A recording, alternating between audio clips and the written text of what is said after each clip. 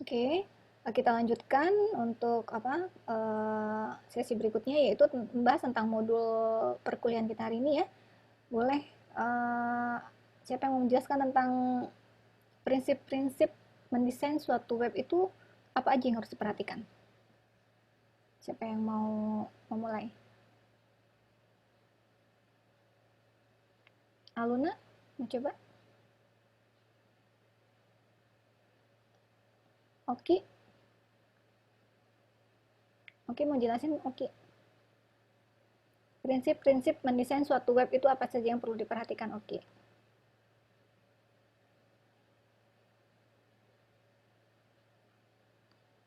Oke, belum mendengar ini saya kali ya? Atau sudah? Atau Ibu, siapa? prinsip-prinsip web design, Iya, betul. Siapa namanya? eh, Aluna. Aluna, boleh Aluna nyalain ya kalau yang bicara kameranya biar kelihatan. Aluna, apa aja Aluna prinsip-prinsip pada saat kita mau mendesain suatu web? Pertama, situs web dibuat untuk pengguna. Mm-mm. Terus yang kedua, utility dan usability. Mm-mm. Itu bukan. Ya, Yang betul ketiga, betul. correctness. Oke, Terus yang keempat, ada batasan media internet dan web. oke. Ada lagi? Yang kelima, situs harus memperhatikan aspek GUI, GUI. Ya, graphic user interface, nggak apa-apa. Oke, itu tadi Aluna ya. Asmi, mau jelasin nggak untuk apa yang dimaksud dengan situs web itu dibuat untuk pengguna? Eh, Kameranya. oh kameranya taruh. Yang pertama, seorang web designer harus memfokuskan desainnya pada kepentingan pengguna. Mm-mm. Lalu yang kedua, harus mempertimbangkan karakter pengguna, baik Mm-mm. dari latar belakang, budaya, pendidikan, dan kepentingan yang berbeda. Oke. Lalu yang ketiga, pertimbangan utama dalam perancangan adalah pengguna yang paling banyak. Nah, jadi kita harus lihat yang paling disukai sama user itu apa kan gitu ya. Sehingga itu menjadi landasan untuk kita mendesain. Terus juga kita harus lihat tadi yang saya bilang fokus pada desain dan kebutuhan si user itu apa. Jadi kalau misalnya user kebanyakan misalnya membutuhkan e-commerce ya berarti kita fokus di e-commerce dan desainnya gitu ya. Atau kalau misalnya ini siapa yang menggunakannya, misalnya kalangan pemerintah kah atau pendidikan kah gitu kan. Apakah ini untuk apa istilahnya untuk marketing kah, itu juga harus dibedakan bentuk desainnya nanti seperti apa. Terus latar belakang, budaya, pendidikan sama kepentingan ini menjadi salah satu yang harus dipertimbangkan. Terus yang selanjutnya utility dan usability. Cica, ada Cica? Iya, Bu. Oke, Cica boleh. Apa sih maksudnya bahwa kita tuh harus mendesain berdasarkan utility dan usability? Poin 2. Kalau utility dan usability Hmm? adalah kegunaan atau fungsionalitas web. Mm-mm. Kalau usability adalah sifat situs web yang mendukung kemampuan pengguna Mm-mm. dalam memanipulasi situs web sehingga pengguna memperoleh apa yang diperlukan. Oke, jadi harus mempertimbangkan aspek Pertimbangkan kegunaan, kedua aspek ya fungsi sama pengguna. kemampuan si pengguna ya. Ya, Jadi fungsi webnya misalnya apa? Saya cuma mau ngasih informasi aja kok tentang apa tempat-tempat wisata misalnya di Bandung misalnya kan gitu ya. Fungsinya ya itu aja misalnya. Terus akhirnya siapa aja sih orang-orangnya? Biasanya orang-orang yang butuh informasi travel misalnya tentang Bandung biasanya pasti dari orang luar gitu ya. Orang luar Bandung, bener nggak? Nah, berarti kita harus buatkan itu jangan pakai bahasa Sunda gitu karena pasti orang di luar Bandung nggak paham gitu ya. Atau misalnya kita targetnya untuk selain orang Bandung misalnya orang di luar negara Indonesia, nah itu berarti kita bisa gunakan international language. atau tekstil berbasis language. Jadi itu maksudnya, jadi dia harus berguna webnya itu, jangan webnya tidak ada fungsi atau kurang konsisten. Jadi silahkan apapun yang sudah kalian create itu bisa bermanfaat untuk orang. Itu next, selanjutnya Faris membahas yang poin 3, correctness. Nyalakan ya Faris network kamera.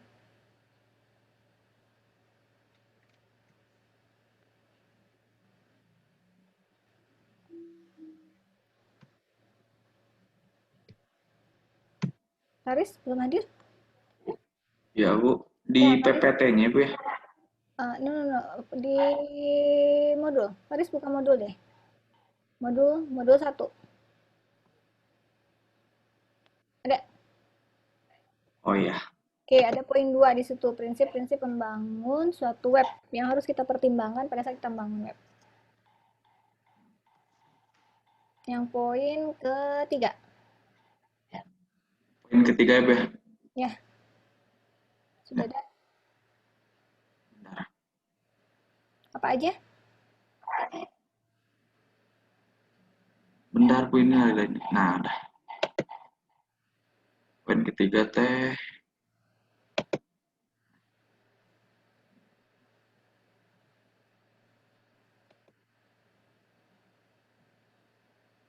Tentang apa?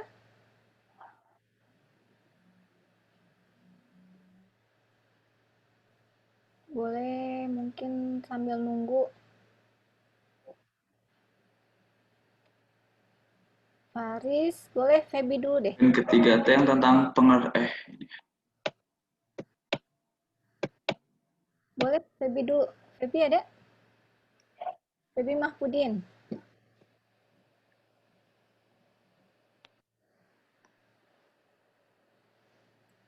Feby nggak ada. Ilham Rizky nggak Ya, ada. Oke, Feby silakan Feby. Yang pertama, tidak ada kesalahan dalam penulisan skrip HTML. Terusnya Poin 3 apa? gambar-gambar yang Poin 3 itu apa? Poin 3-nya apa namanya? correctness. Correctness. Ya, kenapa harus correctness? Biar tidak ada kesalahan. Tidak ada kesalahan dalam penulisan skrip HTML. Terus gambar-gambar yang ditampilkan sesuai yang diharapkan, elemen-elemen yang interaktif, JavaScript, CGI, dan lain-lain dapat berfungsi dengan benar. Terus yang D-nya tidak ada kesalahan dalam sistem navigasi link yang kosong atau broken link. Oke, jadi pada saat kalian membangun suatu website itu hati-hati pada saat menuliskan skrip HTML-nya, ngodingnya itu, karena kalau misalnya salah dia suka error, tidak bisa tampil. Terus gambar-gambarnya juga ukurannya, besar filenya itu harus diperhatikan agar sesuai tampilan yang kita harapkan gitu ya, sesuai dengan apa yang diperlukan sama user juga. Terus juga navigasi atau link itu harus tepat sehingga ketika kita klik linknya itu memang tersambung ke link yang akan kita sambungkan. Next, yang 4, Ilham Rizky ada? Hairunisa Nisa.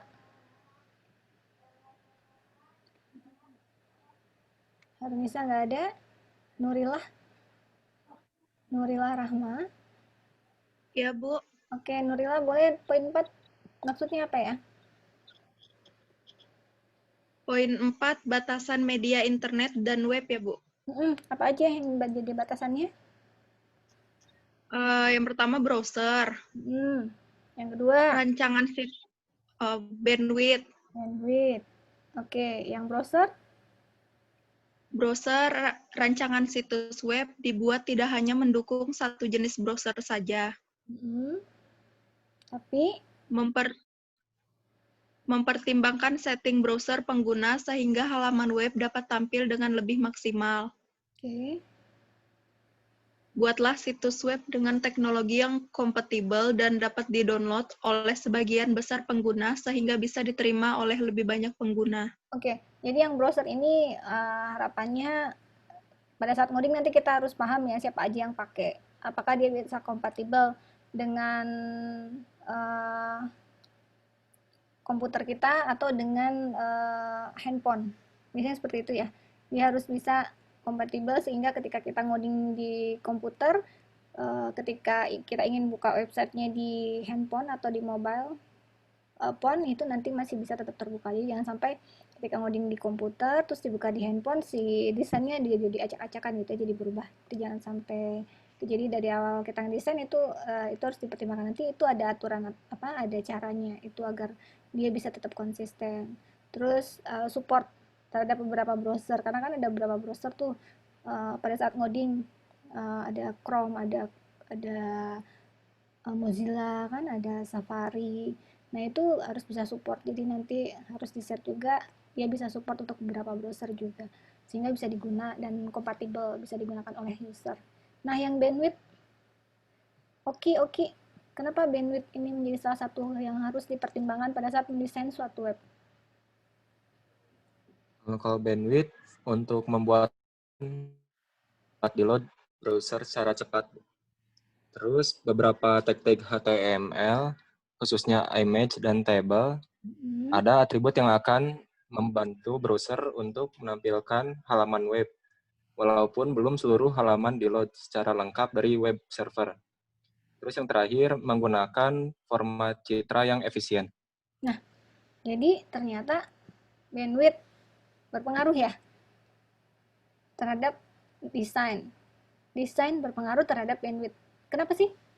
Desain itu pengaruh terhadap bandwidth. Bandwidth itu apa ya, Oki? Menurut Oki, bandwidth apa? Menurut Oki aja, nggak usah textbook. Menurut Oki, bandwidth itu apa? Kurang tahu, Bu, kalau bandwidth. Sudah pernah dengar bandwidth nggak? Cuma dengar aja, tapi belum tahu pengertiannya, Bu. Oh, nggak harus di pengertian. Menurut Oki aja. Di kepala Oki, kalau bandwidth itu apa? Yang Oki pahami.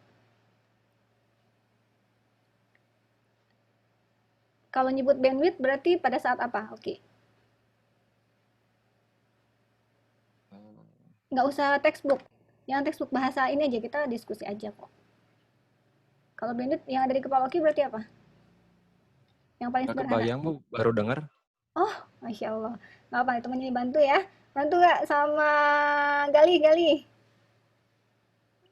Galih boleh masuk kamera on. Ya, Bu. Ya. Sama Bu baru dengar juga. Baru dengar juga bandwidth. Oke, oke. Nggak apa-apa kalau baru dengar. Browsing dong. Bisa nggak browsing? Kapasitas, Bu. Kapasitas untuk? Kapasitas volume. Kapasitas untuk? Kapasitas buat apa? Kalau di sini volume informasi per unit waktu, Bu. Untuk apa dia? Untuk kapasitas apa? Untuk?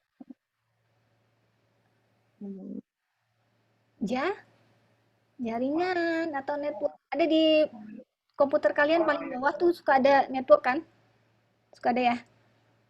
Yang paling bawah tuh ada. Iya, ada. Nah, itu kan suka kelihatan tuh berapa kbps kan gitu ya. Berapa kecepatannya itu. Nah, itu pita lebar katanya atau bandwidth itu biasanya orang IF sebutnya kecepatan pada saat dia transfer data. Sehingga dia bisa menampilkan data. Nah, itu harus dipikirkan pada saat mendesain. Kenapa? Harus dipikirkan pada saat mendesain karena kalau gambar kalian terlalu berat, kalau website kalian terlalu banyak animasi, kalau website kalian terlalu banyak media-media, ketika kita mau masuk loading dia berat sehingga akan masuk ke situsnya jadi lama. Itu biasanya user nggak mau nunggu lama ya untuk membuka website dan orang jadi malas mengunjungi website kita. Jadi dipertimbangkan tadi untuk beberapa tag-tag HTML khususnya image sama table itu harus atributnya harus mendukung untuk menampilkan di halaman web ketika di load secara lengkap di web server. Jadi kita pikirkan untuk menggunakan format citra yang efisien, simple mungkin.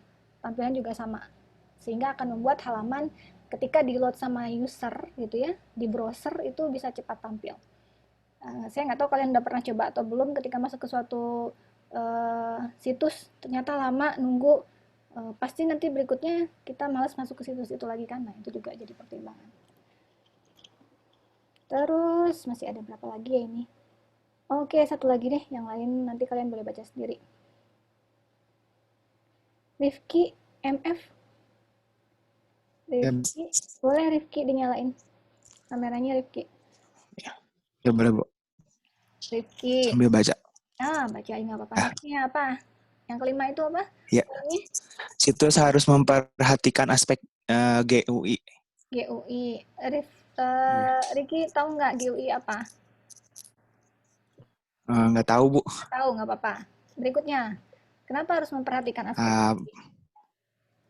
Karena poin pertama itu harus menggunakan prinsip-prinsip yang telah dikenal oleh pengguna, baik dari sisi simbol, bahasa, warna, icon, dan sebagainya.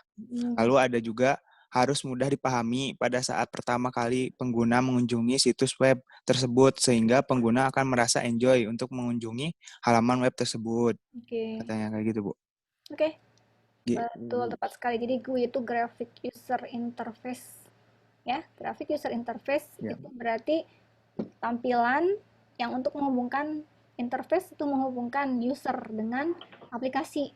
Nah, itu harus dipikirkan oleh kita untuk mempermudah gitu ya si user mengunjungi situs web kita gitu ya, sehingga dia enjoy.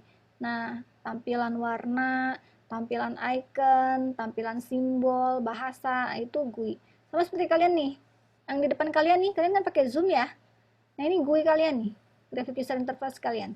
Di sini kan mudah ya, ada icon-icon yang mudah kalian pahami, ada mute, kalau misalnya recording, ada di sini ada record kan gitu ya. Kalau misalnya mau chatting ada gambar atau logo chatting, di sini ada warna juga hitam, ada warna tampilan di atas, ada scroll kanan kiri atas bawah. Kalau mute dia ada warna merah, gambar mikrofonnya merah dikasih garis. Nah, itu contoh-contoh ini tampilan graphic user interface yang bisa dilihat sama user. Nah, kalau di web kan kalian bisa lihat tuh, kalau salah satu web misalnya web Lazada misalnya, atau web e-learning kalian, ini kan GUI juga di sini, ya kan? Bisa terlihat nih di sini misalnya. Nah, saya share screen ini ya.